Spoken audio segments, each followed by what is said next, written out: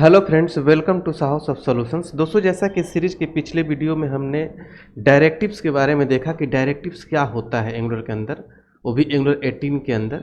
Directive कितने type का होता है भी हमने देखा।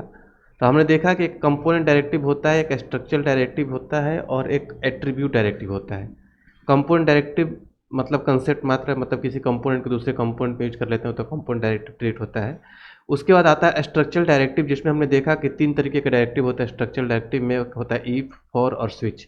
तो उसी से रिलेटेड आज का वीडियो है जिसमें हम स्ट्रक्चरल डायरेक्टिव का इफ देखेंगे, इफ, एल्स इफ और एल्स, जो कि नया सिंटेक्स है। ये सिंटेक्स एंगुलर 17 में आया और एंगुलर 18 में इसको स्टेबल कर दिया गया है। एंगुलर 17 से पहले इसका सिंटेक्स चेंज था, पहले था स्टार एन जी इफ लिखते थे हम, ठीक है, लेकिन इसका सिंटेक्स अब चेंज हो गया। एंगुलर 17 में एड्रेट इफ यूज करते हैं। पहले एंगुलर 17 से पहले एलसिफ एलसिफ हम यूज नहीं कर सकते थे, जो कि यहाँ पर एलसिफ आपको दिख रहा है। पहले वहाँ पर स्टार एन जी इफ था, देन था और एल्स था, लेकिन यहाँ पर हम एलसिफ एलसिफ यूज कर सकते हैं। बिल्कुल ही सर्वर साइड कोडिंग की तरह बिल्कुल ही सिंपल कोड कर दिया गया है। और ये code compare to old syntax बहुत ही ज़्यादा फास्ट है, इसलिए इसको यूज करना आप सीखिए, इसको यूज करिए अपने प्रोजेक्ट्स में। ऐसा नहीं कि पुराना सिंटेक्स बंद कर दिया गया एंगुलर 18 में, पुराना सिंटेक्स भी चल रहे हैं। बहुत सारे लोग पुराने सिंटेक्स को लिखते हैं, लेकिन मैं आप लोग को रिकमेंड नहीं करूंगा। जब नया सिंटेक्स आ गया है तो नए सिंटेक्स के साथ चलिए, ताकि आपको उसके फीचर का बेनिफिट मिले।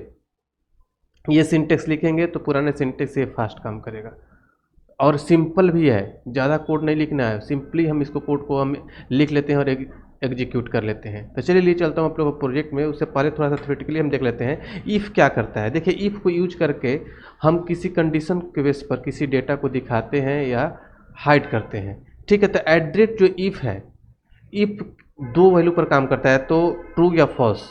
अगर ट्रू है तो एग्जीक्यूट होगा इफ ब्लॉक, अगर फॉल्स है तो एग्जीक्यूट नहीं होगा। उसके लिए आप एल्स यूज कर सकते हैं, ठीक है। तो एल्स के लिए क्या होता है, जब आपका कंडीशन फॉल्स होता है, जैसे मान लीजिए हमारा इस लॉगिन में ट्रू आता है तो ये एग्जीक्यूट होगा, अगर नहीं फॉल्स आता है तो ये लाइन एग्जीक्यूट होगा। तो एल्स ब्लॉक में चला जाता है। जैसे कंडीशन ट्रू तो इफ ब्लॉक एग्जीक्यूट होगा, जैसे कंडीशन फॉल्स तो एल्स ब्लॉक में चला जाएगा।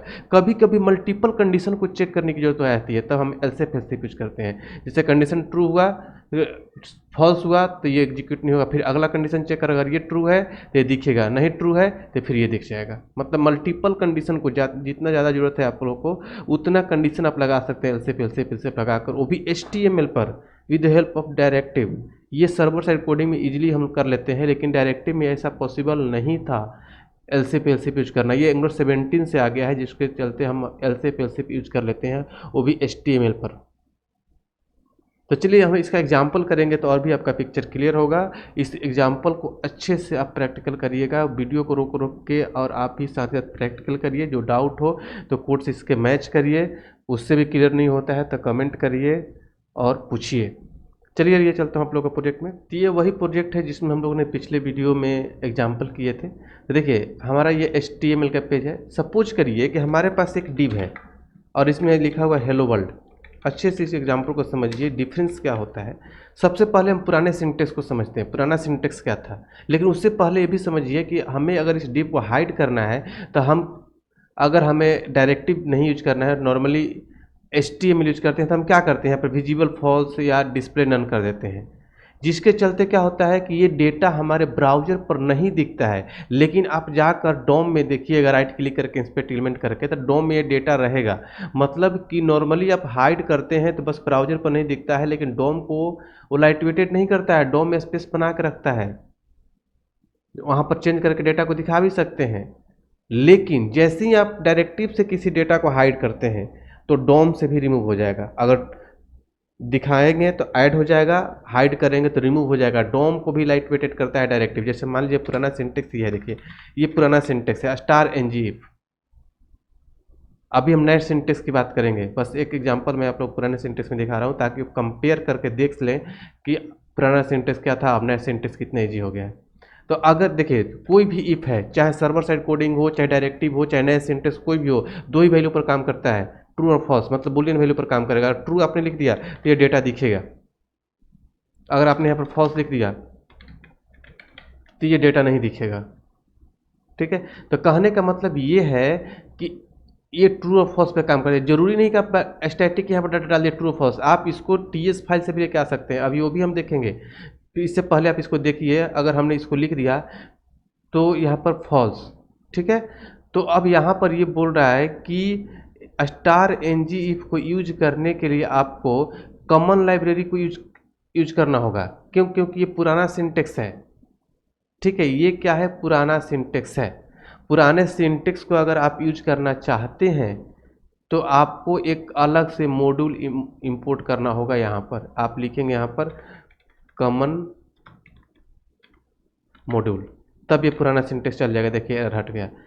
अभी जरूरी नहीं है इसको यूज करना, लेकिन आपको यूज करना है तो कॉमन मॉड्यूल को इंपोर्ट करेंगे तभी पुराना सिंटेक्स चलेगा, नए सिंटेक्स के लिए जरूरी नहीं है, ठीक है। तब ब्राउजर पर जाकर जैसे ही आप देखते हैं तो यहाँ पर नहीं दिख रहा है वो डेटा हेलो वर्ल्ड, और यहाँ पर आप जाएंगे तो यहाँ पर इंस्पेक्ट एलिमेंट करके देखेंगे तो डेटा है भी नहीं डोम में, ठीक है। डोम में भी डेटा नहीं है, बस यहाँ पर लिखा हुआ है कमेंटेड सेक्शन में कि यहाँ पर एक डायरेक्टिव लगा हुआ है जो फॉल्स है।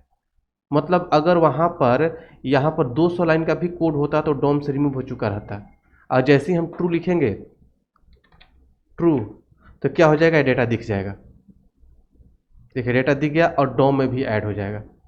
देखिए डोम में भी ऐड हो जाएगा, यहाँ पर डोम में आपका आकर ऐड हो गया। तो कहने का मतलब ये हुआ कि अगर डायरेक्टिव से हाइड एंड शो करते हैं तो डोम से भी रिमूव हो जाता है। ये जरूरी नहीं है कि आप यहीं पर स्टैटिक लिखिए, आप यहाँ से टीएस फाइल से कोई वेरिएबल ले लीजिए, यहाँ से भी वैल्यू लेके आ सकते हैं, ठीक है। जैसे देखिए यहाँ मान लिया हमने लिख दिया इज वैलिड नेम का एक वेरिएबल, और इसमें मैंने डाल दिया ट्रू, ठीक है।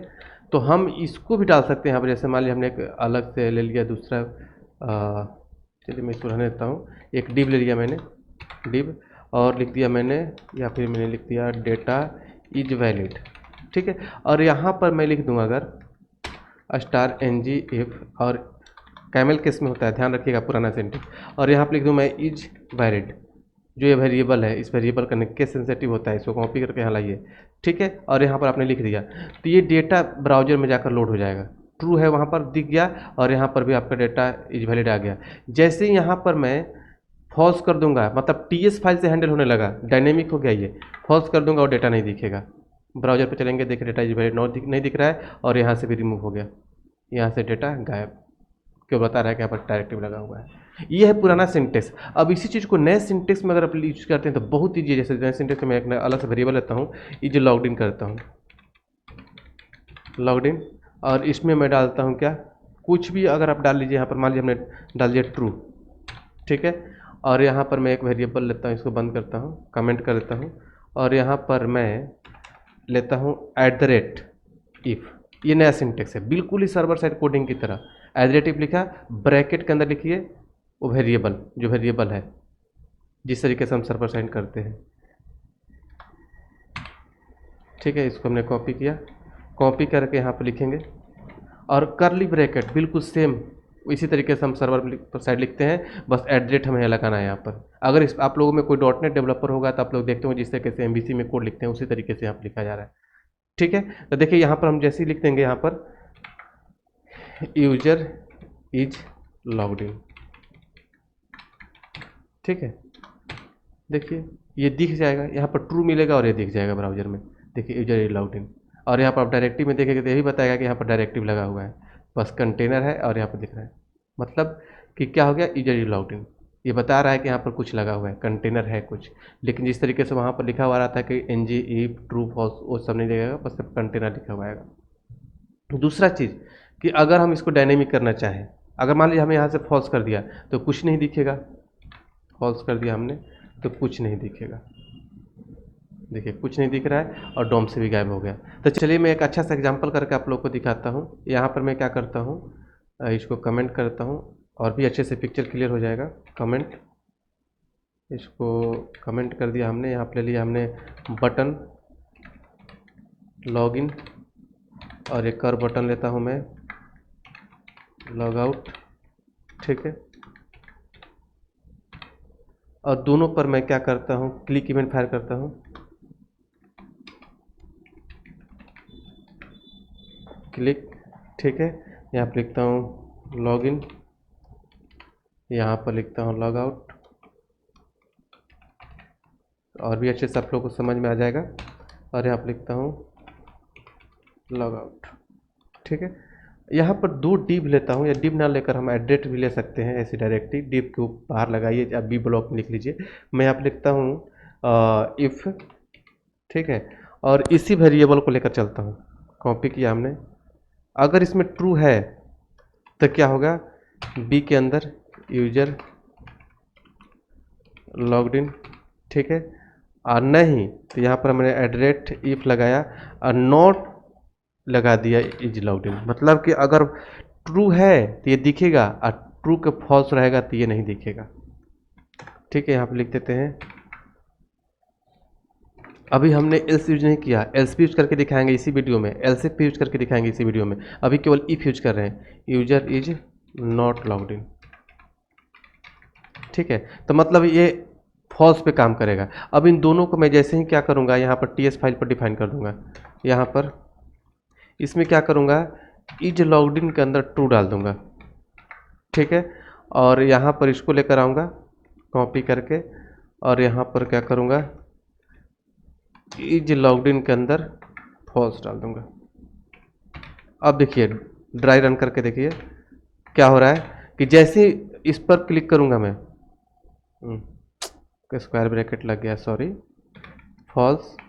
ठीक है, जैसे ही मान लिया कि हमने बटन पर क्लिक किया, किस पर, लॉग्ड इन पर, इस पर, तो लॉगिन वाला फायर होगा, और यहाँ पर आएगा इज लॉग्ड इन में ट्रू डाल देगा, तो यहाँ पर ट्रू मिलेगा, ये दिख जाएगा। ट्रू का अपोजिट हो जाएगा फॉल्स, ये नहीं दिखेगा। इस पर क्लिक करेंगे लॉग आउट पर, तो लॉग आउट पर क्या हो जाएगा, यहाँ पर आएगा, इसमें फॉल्स डाल देगा। जैसे फॉल्स डालेगा तो इसमें फॉल्स मिलेगा, ये नहीं दिखेगा, और फॉल्स का अपोजिट ट्रू हो जाएगा, तब ये दिखने लगेगा। देखिए आउटपुट, यहाँ पर एक बी आर टैग लगाते हैं ताकि ये नीचे दिखे। सेव, ब्राउजर पर चलिए, देखिए logged in, log out, not log in, log out, देखिए दोनों अलग अलग दिखा रहा है। तो आई होप लोग कि आप लोग को समझ में आ रहा होगा। अब देखिए इसी को हम एल्स से कैसे हैंडल कर सकते हैं। अभी तो हमने दो इफ़ यूज कर लिया, हमें दो इफ़ नहीं यूज करना है, हम एल्स से इसको हैंडल करते हैं। कमेंट कर दिया हमने, और यहाँ पर हम क्या करेंगे, लिखेंगे @f, ठीक है, और यहाँ पर लिख दिया मैंने इज लॉग्ड इन। अगर ट्रू है तो क्या दिख जाए, यूजर लॉग्ड इन। ठीक है, और नहीं तो @else लगा दो। दूसरा इफ नहीं लिखेंगे, B block user logged out. ठीक है, इस तरीके से डाल दिया। अब देखिए आउटपुट, यहाँ पर क्या हो गया, login log out, login log out.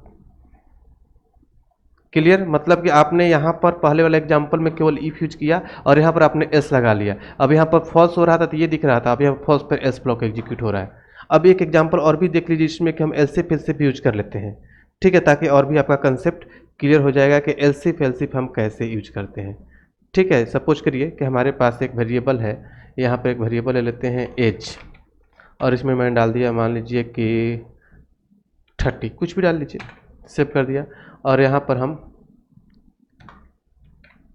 क्या करते हैं, HTML पर आते हैं, इसको कमेंट करते हैं, कमेंट, और यहाँ पर एग्जांपल करते हैं एक कि @if। अब एलसिफ एलसिफ जो यूज करने जा रहा हूँ, ठीक है, ये एलसिफ पुराने सिंटेक्स में नहीं था। अगर पुराना वर्जन का प्लेलिस्ट आप लोगों ने देखा होगा तो वहाँ पर हमने यूज करके नहीं दिखाया था, नहीं था ये एलसिफ जो हम यूज करने जा रहे हैं। ठीक है, तो यहाँ पर हमने डाल दिया क्या है, अगर एज, ठीक है, लेस देन 10 है, ठीक है, तो क्या है, यहाँ पर हम लिख लेते हैं क्या,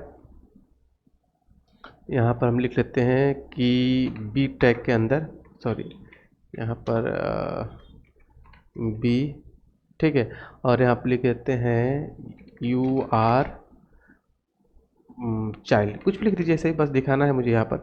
और यहाँ पर लिखता हूँ @else if।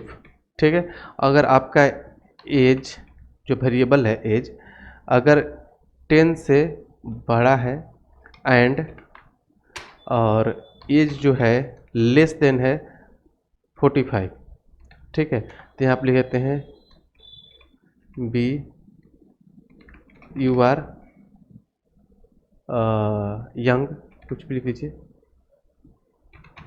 ठीक है, और नहीं तो हम क्या कर देंगे, @else, और यहाँ पर लिख देंगे बी टैग, और यहाँ पर डालते हैं यू आर ओल्ड। इस तरीके से देखिए हमने एल्सिफ मल्टीपल कंडीशन के लिए होता है। अब यहाँ पर हम क्या करेंगे, बोल रहा है यू आर यंग, क्योंकि हमने बीच का डेटा डाल रखा है एज। अगर हम यहाँ पर ज़्यादा डाल दें डेटा तो बोल देगा ओल्ड। यहाँ पर 55 कर दिया हमने तो यहाँ पर देखिए बोल देगा कि आप ओल्ड हो गए। अगर 10 से छोटा कर देंगे हम तो क्या बोलेगा कि आप चाइल्ड हो। देखिए चाइल्ड हो गए। तो मतलब कि अलग अलग कंडीशन के लिए हम एल्सिफ एल्सिफ लगाते हैं। इस तरीके से आप यूज कर सकते हैं। तो मतलब आपने इफ़ भी यूज करके देखा, एल्स भी यूज करके देखा और एल्सिफ भी यूज करके देखा। तो आई होप कि आप लोगों को समझ में आ गया होगा इफ़ के बारे में, इफ़ एल्सिफ और एल्स के बारे में। फिर भी आपके माइंड में कोई कन्फ्यूजन हो तो हमारे कमेंट बॉक्स में जरूर शेयर करिएगा, हम आपके कमेंट का रिप्लाई जरूर करेंगे। तो चलिए मिलते हैं अगले वीडियो में अगले टॉपिक के साथ, तब तक थैंक यू सो मच।